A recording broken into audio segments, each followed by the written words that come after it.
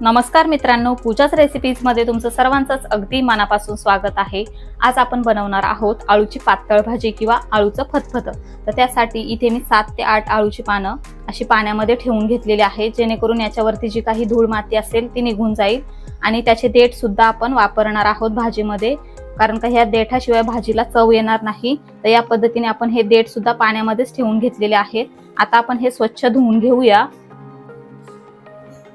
इथे आपण एक आळूचं पान घेतलेलं आहे। हा मधला जो देठाचा भाग आहे ना, हा थोडासा जाडसर आहे, तो आपल्याला थोडासा या पद्धतीने असा कापून घ्यायचा आहे।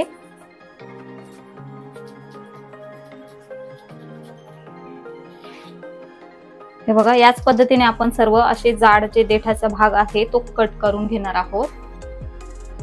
सर्व पानांचे वरचे जे हे जाड भाग आहे तो आपण कापून घेतलेला आहे। आता आपण या पद्धतीने याचा रोल तयार करून घेणार आहोत।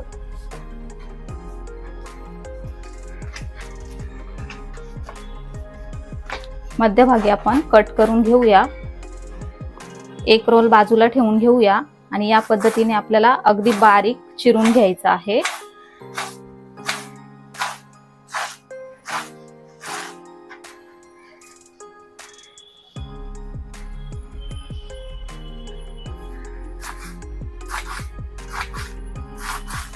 हे बघा, व्हिडिओमध्ये दाखवते त्याप्रमाणे आपल्याला ही आळूची पानं चिरून घ्यायची आहेत। तर सर्व पानं आपण याच पद्धतीने बारीक अशी चिरून घेऊया। इथे आपले सर्व आळूची पानं चिरून झालेली आहेत। या पद्धतीने चिरून घेतल्यामुळे काय होतं, पटकन जास्तीचे पानं जरी असतील तरी चिरून होतात। आता पानं तर आपली चिरून झालेली आहेत। आता देठ कसे चिरून घ्यायचे ते बघून घेऊया। देठाचा आता आपल्याला या पद्धतीने वरचं जे साल असतं ते काढून घ्यायचं आहे। हे जर का काढलं नाही तर भाजी थोडीशी घशाला खाजवली जाते। तर या पद्धतीने आपण याचे सर्व वरचे साल काढून घेणार आहोत।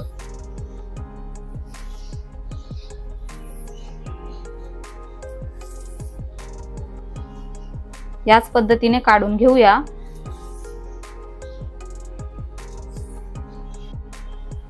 सर्व देठांचं वरचं जे साल असतं ते आपण काढून घेतलेलं आहे। ही एक महत्त्वाची टिप आहे। त्यामुळे हे बघा, हे वरचं जे साल जर तुम्ही काढलं नाही ना, तर भाजी जेव्हा तुम्ही शिजवाल तेव्हा हे वरचं जे साल आहे ते खाताना असे दाताखाली येतील आणि ते बरोबर वाटत नाही आणि व्यवस्थित शिजले जात नाही। त्यामुळे भाजीमध्ये सुद्धा दिसतात। त्यामुळे याचं साल काढणं अगदी गरजेचं आहे। आता आपण हे चिरून घेणार आहोत। तर हा भाग आहे थोडासा मागचा, तो आपण काढून साईडला करून घेऊया आणि अगदी असं बारीक बारीक हे चिरून घेऊया।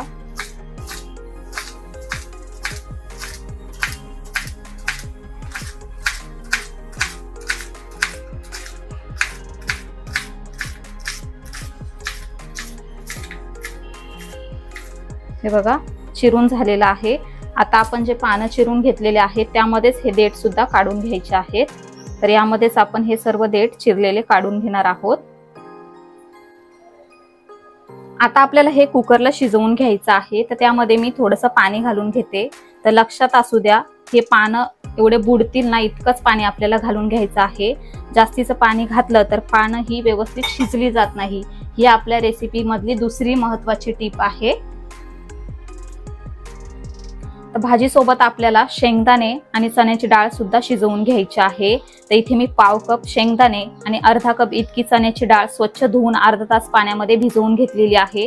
तर हे दोन्ही जिन्नस आता आपण एका भांड्यामध्ये काढून घेऊया। डाळ आणि शेंगदाणे मी एका पातेल्यामध्ये काढून घेतलेले आहेत। आता आपल्याला हे आणि आपली जी भाजी आहे हे दोन्ही जिन्नस कुकरमध्ये ठेवून याच्या 3 ते 4 शिट्ट्या काढून घ्यायच्या आहेत। कुकरच्या आपण 4 शिट्ट्या काढून घेतलेल्या आहेत। 4 शिट्ट्या काढून झाल्यानंतर गॅस आपण बंद करून कुकर पूर्ण थंड करून घेतलेला आहे। त्यानंतर आपण हे बाहेर काढून घेतलेलं आहे। आता आपण ही भाजी थोडीशी घोटून घेणार आहोत।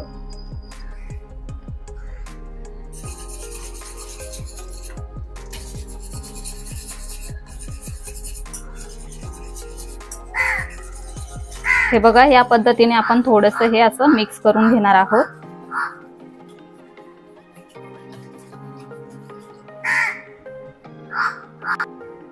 यामध्येच आता आपण 2 टेबलस्पून इतकं बेसन घालून घेणार आहोत आणि हे सुद्धा यामध्ये व्यवस्थित एकजीव करून घेणार आहोत।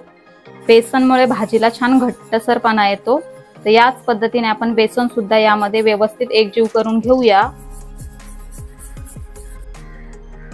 इथे आपण बेसन सुद्धा यामध्ये व्यवस्थित मिक्स करून घेतलेला आहे। आता आपण लगेचच भाजी तयार करायला घेऊया।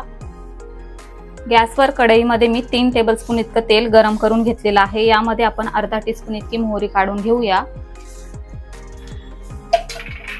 यामध्येच आपल्याला चिमूटभर हिंग काढून घ्यायचा आहे।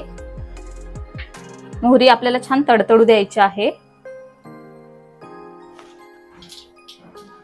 मोहरी इथे छान तडतडलेली आहे। गॅस आपल्याला अगदी बारीक करून घ्यायचा आहे। इथे मी 7 ते 8 पाकळ्या लसणाच्या ठेचून घेतलेल्या आहेत, ते यावरती काढून घेऊया। यामध्येच आपल्याला 3 हिरव्या मिरच्या मध्यभागी अशा चिरून घ्यायच्या आहेत, त्या सुद्धा यामध्ये काढून घेतलेल्या आहेत। यावरतीच आपल्याला 7 ते 8 पानं कढीपत्त्याची काढून घ्यायची आहेत। यामध्ये मी अर्धा टीस्पून इतकी हळद काढून घेते, 1 टीस्पून इतकं लाल तिखट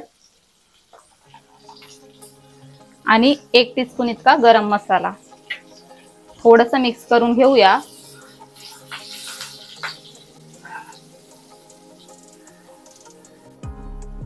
आता आपण आळूची भाजी यामध्ये काढून घेऊया। थोडीशी मिक्स करून घेणार आहोत।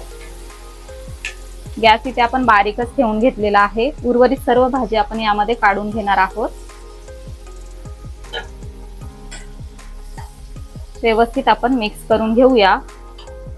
शेंगदाणे आणि डाळ सुद्धा व्यवस्थित शिजलेला आहे, हे सुद्धा आपल्याला यामध्ये काढून घ्यायचं आहे। ही भाजी शिजल्यानंतर फार घट्ट होते, त्यामुळे मी इथे यामध्ये अर्धा कप इतकं पाणी आणखीन काढून घेते।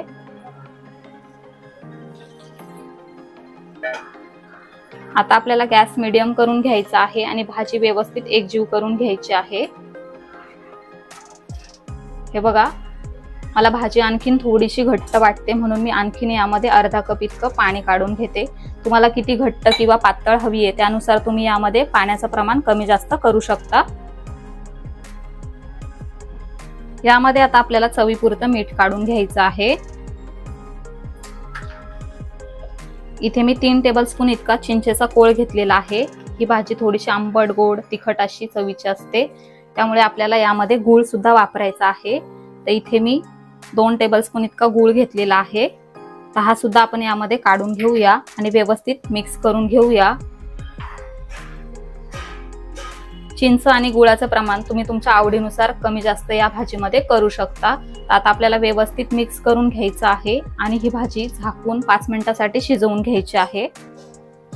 झाकण ठेवून घेऊया आणि गॅस बारीक करून घेऊया। 5 मिनिट झालेले आहेत। आता आपण झाकण उघडून बघूया। हे बघा, ही भाजी शिजताना असं फतफत होतं ना, त्यामुळे याला आळूचं फतफदा असं देखील म्हटलं जातं।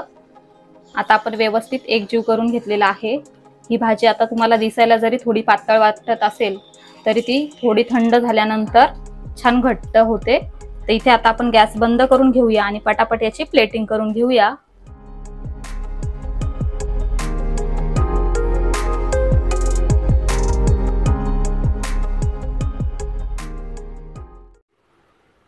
तर अशा प्रकारे इथे आपलं आळूचं फतफद बनून तयार झालेलं आहे। हे भातासोबत, चपातीसोबत किंवा भाकरीसोबत सुद्धा अगदी अप्रतिम लागतं। त्यामुळे या पद्धतीने आळूचं फतफद घरी बनवायला अजिबात विसरू नका व ते कसं झालं आहे ते आम्हाला कमेंटद्वारे नक्की कळवा। व्हिडिओ आवडला असेल तर व्हिडिओला लाईक करा, तुमच्या मित्रपरिवारांसोबत शेअर करा आणि अशाच नवनवीन रेसिपीजसाठी पूजाच रेसिपीजला सबस्क्राईब करा। लवकरच भेटूया अशाच एका नवीन रेसिपीसह। तोपर्यंत bye bye, take care, eat healthy, live healthy.